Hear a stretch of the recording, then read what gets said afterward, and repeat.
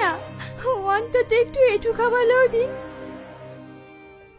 আমার এই ছেলেটা 4 দিন হলো কিচ্ছু খায়নি। দিন না বাবু, দিন না। না না, হবে না। কি রে, কি এত ভাবছিস তুই?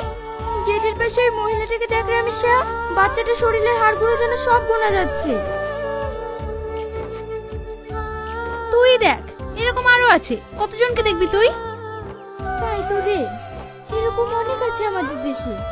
কারোর থাকার জায়গা নেই, কারোর আবার ঘরে এক ফোঁটা খাবার নেই।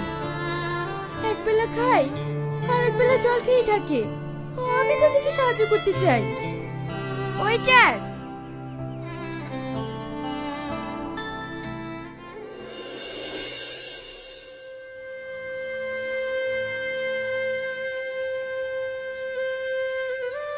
মা, মা এই দেও খাবার। আজ আমি পেট ভরে ভাত খাবো। হ্যাঁ হ্যাঁ, খাবি তো বাবা। আপনাকে যে কি বলে ধন্যবাদ জানাবো তার ভাষা খুঁজে পাচ্ছি না।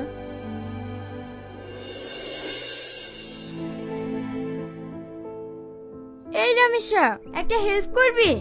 হ্যাঁ হ্যাঁ অবশ্যই। কি করতে হবে বল?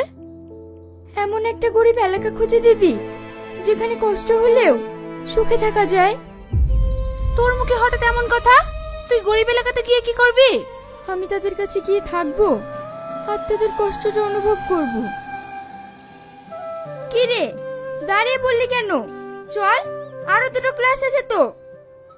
আচ্ছা, বলতে পারবি ভালো ডাক্তার কোথায় পাওয়া যায় যে পাগলদেরকে চিকিৎসা করে? কেন রে রামিসা, কার কি হলো? কেন তোর? আমার কি হয়েছে? তোর মাথা পাগল হয়ে গেছে। আমি তো ঠিকই আছি। না না, ঠিক নেই। তুই বড়লোক ঘরে মেয়ে হয়ে থাকবি কিনা গরিব পাড়াতে? বুদ্ধি শুদ্ধি আছে না গেছে? না রে রামিসা, তুই বুঝছিস নি। আমরা তো কোনোদিন অভাব কি জিনিস চোখে দেখিনি। যা চেয়েছি তাই পেয়েছি। কিন্তু ওদের দেখ, ওরাও তো মানুষ। আমি ওদের জন্য কিছু করতে চাই। ঠিক আছে, গরিবদের মাঝে গিয়ে তুই কিছু টাকা আর খাবার বিলিয়ে দিয়ে আসিস। না রে, আমি একটু অন্যরকম ভাবছি। আর তাতে তোরও হেল্প লাগবে। কি হেল্প বল?